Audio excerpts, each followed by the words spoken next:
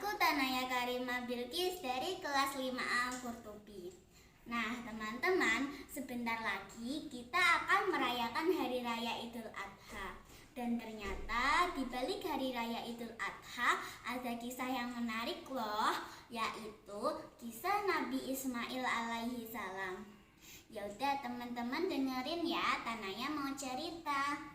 Dikisahkan bahwa Nabi Ibrahim alaihi salam yang lama belum dikaruniai anak. Kemudian Nabi Ibrahim terus memanjatkan doa kepada Allah agar dianugerahi seorang anak yang solih dan taat. Dan akhirnya Allah mengabulkan doa Nabi Ibrahim tersebut dengan lahirnya seorang anak yang bernama Ismail dari rahim Bunda Hajar. Tidak lama setelah itu, Nabi Ibrahim pun meninggalkan mereka berdua. Bunda Hajar mengejar Nabi Ibrahim dan bertanya, "Mengapa kau meninggalkan kami, wahai ayahanda Ibrahim?" Ibrahim tak kuasa menjawab pertanyaan istrinya dan terus berjalan. Bunda Hajar terus mengejar Nabi Ibrahim dan bertanya, "Mengapa kau meninggalkan kami berdua, wahai ayahanda?" Ibrahim tetap tak kuasa menjawab pertanyaan istrinya. Kemudian Hajar bertanya lagi, "Apakah semua ini perintah Allah?" Ibrahim menjawab, "Ya, itu adalah perintah Allah." Bunda Hajar terdiam sejenak, kemudian memeluk Nabi Ibrahim dan berbisik, "Kalau begitu, Allah tidak akan menelantarkan kami. Pergilah suamiku." Kemudian Nabi Ibrahim melanjutkan perjalanannya menuju Syam. Di sisi lain, Bunda Hajar menyusui Ismail dengan persediaan air yang terbatas. Dan ketika airnya habis, mereka berdua pun kehausan. Ismail kecil terus-menerus menangis. Akhirnya Bunda Hajar meninggalkan Ismail untuk mencari bantuan.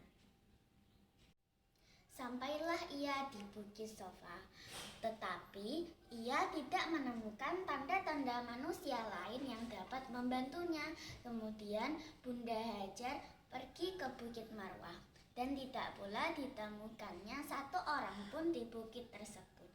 Bahkan Bunda Hajar melakukan perjalanan di antara Bukit Sofa dan Marwah hingga 7 kali, namun masih saja nihil. Kemudian Bunda Hajar mendengar suara yang ternyata itu adalah suara Malaikat Jibril di dekat sumber air Zam-Zam. Malaikat Jibril berkata, "Janganlah kamu takut ditelantarkan, karena ini adalah rumah Allah yang akan dibangun oleh anak ini dan ayahnya. Dan sesungguhnya Allah tidak akan menyia-nyiakan hambanya." Kemudian Bunda Hajar melihat ada air yang memancar, dan akhirnya Bunda Hajar bisa minum dan kembali menyusui bayinya.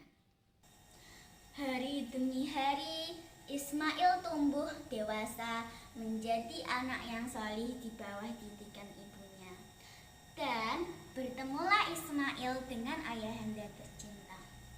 Pada suatu malam, Nabi Ibrahim bermimpi menyembelih putranya Ismail.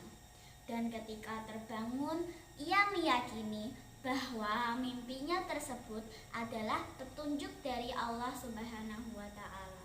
Kemudian Nabi Ibrahim menceritakan mimpinya kepada Ismail. Dan apa jawab Ismail, teman-teman? Ismail menjawab, "Wahai ayahku, kerjakanlah apa yang diperintahkan kepadamu.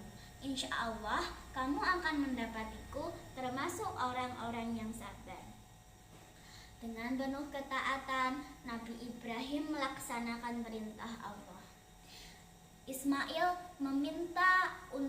meminta ayahnya untuk mengikatnya dan menajamkan pisaunya agar ia tidak meronta dan kesakitan saat disembelih.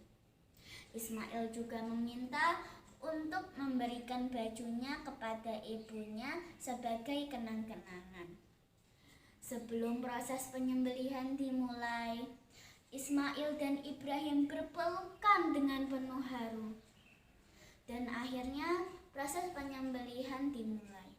Namun pisau tajam tidak dapat menyembelih sang putra.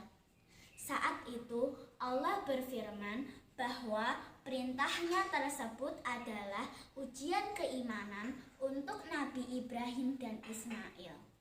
Tidak lama kemudian, malaikat Jibril membawa kambing besar dan meletakkannya sebagai pengganti Ismail yang akan disembelih.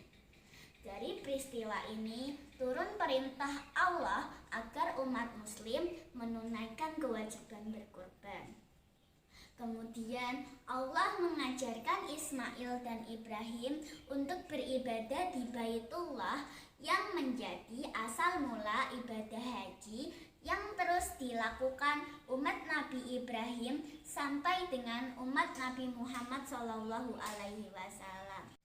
Keteladanan berbakti kepada orang tua adalah hikmah penting yang dapat kita pelajari dari kisah Nabi Ismail alaihissalam.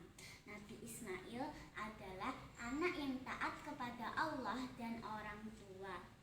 Ia selalu berbaik sangka dan percaya bahwa Allah tidak akan menghendaki keburukan untuk hambanya. Nah teman-teman, itu tadi kisah Nabi Ismail alaihissalam. Semoga kita dapat meneladaninya.